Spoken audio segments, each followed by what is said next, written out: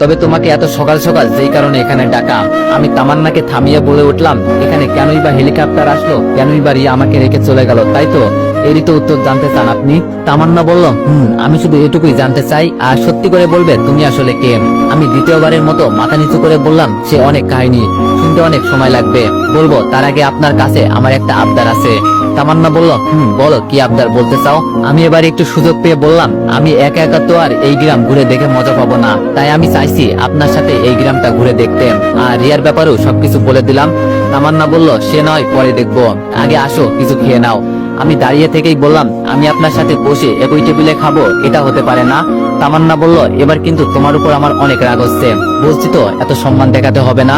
সকালে তোমার নামে অনেক রিপোর্ট আছে, সবাই বলছে তুমি নাকি আমাদের এই গ্রামকে ধ্বংস করতে এসেছো, কিন্তু আমার তোমাকে দেখে এমন মনে হয় না। আমার মন বলছে তুমি কোনো বড় বিপদে পড়েছো। আমি এবার হেসে হেসে বললাম, আমার আবার বিপদ? জীবনটাই গেল কষ্টে কষ্টে, যাকে ভালোবাসি সেই আমার কাছ থেকে দূরে চলে গেল।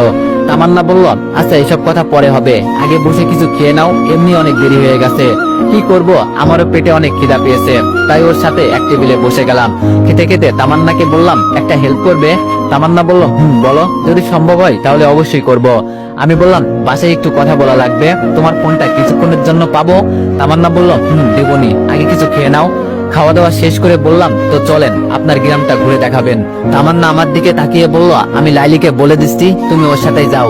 আমি বললাম, ওর সাথে তো আমি আগেই যেতে পারতাম, কিন্তু যাব না, আমি তো আপনার সাথে যেতে চাই, কিছুটা সময় প্লিজ না করবেন না? তামান্না এবার আমার দিকে তাকিয়ে দেখলো, পরে কি জানি চিন্তা করে বলল, আচ্ছা তুমি এখানে বসো, আমি ভিতর থেকে আসছি, আর এই নাও ফোন, যার সাথে কথা বলতে চাও বলতে পারো। এই বলে তামান্না ভিতরে চলে গেল। আমি আপুর নম্বরে কল দিতেই আপু ধরে বলল, কে বলছেন? আমি বললাম, আপু তুই ভালো আছিস? আপু বলল, আরে দীপু ভাই আমার, তুই এখন কই আসোস? যেখানে থাকিস না কেন আগে বাড়িতে আয়, আমি জানতাম তুই বেঁচে আছিস, আর রিয়া তো বাসায় চলে আসছে। আমি বললাম, আপু শোন, তোরে একটা কথা বলি। আপু বলল, বল।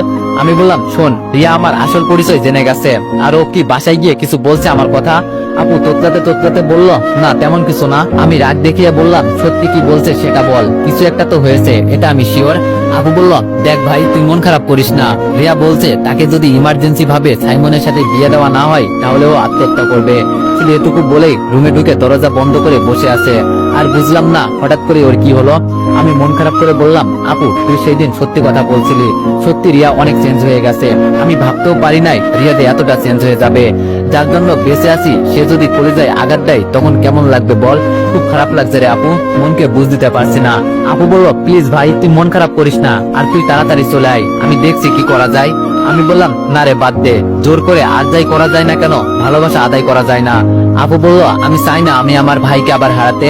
আমি বললাম, ফিরে আসলেই বা কি হবে, কষ্ট পাবো, এছাড়াও তো আমার কপালে কিছুই নাই।